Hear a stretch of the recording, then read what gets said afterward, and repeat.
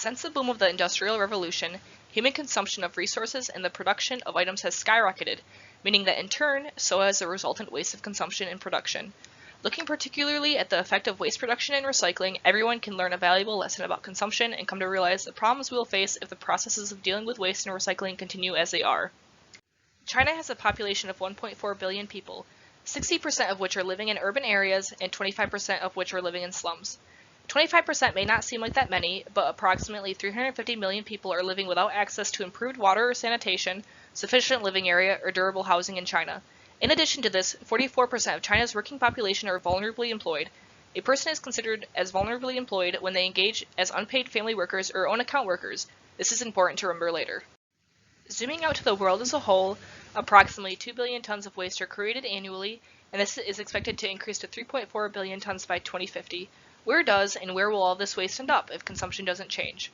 Currently, about 14% of waste is recycled, 6% is composted, and a whopping 40% is improperly disposed of, which can be quite the risk to the environment, as it usually means the waste is being incinerated or dumped. But even if we are recycling our waste properly, or so we think, what comes of it? Currently, the United States and other developed countries export their recyclables to China and other countries for recycling, as it is often cheaper to ship elsewhere than recycle ourselves. In 2016 alone, the United States exported approximately 760 million pounds of plastic recyclables to China, and this isn't including the massive amounts of paper, metal, and electronic recyclables also exported.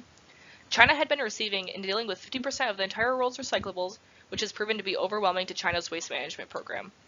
Only about 9% of plastics were actually being recycled, while 12% were being burned, and the rest were either being buried in landfills or dumped amongst the landscape. In response, China implemented a ban of the importation of plastics and other recyclables in order to halt the massive amounts of recyclables being imported. Since 2018, when this ban came into effect, China's plastic imports have decreased by 99%, causing global recycling to halt and more plastics than ever to end up in landfills, incinerators, and littering the environment. Not only has the consumption and production of plastics impacted China, and in turn the entire world, so has electronic waste. E-waste has been exported to China and has been recycled very informally until recently. E-waste workers and those living in the vicinity of where e-waste is recycled are exposed to toxic chemicals. In Gaiyu, China, the home of the largest electronic waste recycling operation in the world, workers and inhabitants of the city face digestive, neurological, respiratory, bone, and reproductive problems. E-waste recycling is a serious threat to public health if not done properly. Up until recently, much of the e-waste recycling being done was completed by those vulnerably employed, on their own account or in family businesses, who recycled the e-waste and sold the raw materials in small family shops. Realizing the health risk and also economic opportunity, China has begun forcefully closing down family shops and shifting to industrial parks instead. Before, where these family shops handled millions of tons of e-waste a year, the industrial parks have only handled 150,000 tons in their first year of operation, leaving lots of e-waste unhandled and ending up improperly disposed of. In addition to the mass amounts of unrecycled electronic waste, many of these vulnerably employed individuals were displaced from their livelihoods and pushed further into poverty. So why does all of this matter? When China implemented their national sword policy, the United States and other countries began exporting their recyclables to other countries that soon also implemented plastic bans.